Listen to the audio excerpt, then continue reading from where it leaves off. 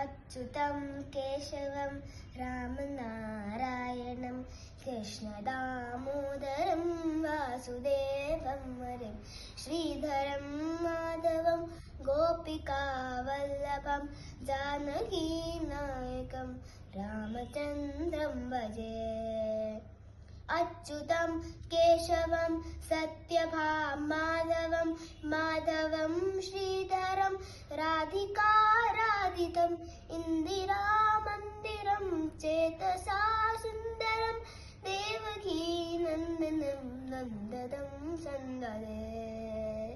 विष्णवे जिष्णवे शङ्खिने चक्रिणे रुक्मिणी रागिणे जानकी जानये वल्लभी वल्लभायार्चितायात्मने कंसरे वंशिने ते नमः।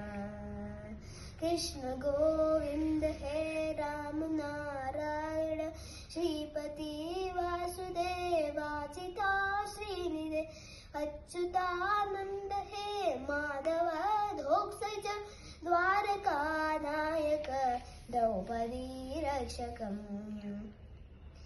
राक्षस शोभित सीतया शोभितो दण्डकारण्यभू पुण्यता कारण लक्ष्मणैनान्वितो वानरैः सेवितो गस्त्य सम्पूजितो राघव पातु माम्। धेनुकारिष्टहारिष्टकृत्वेशिना केशिहा कंसरे त्वंशिका पातक पूतना कोपक सूरज खेलतो बालगोपालना पातु मां सर्वदा।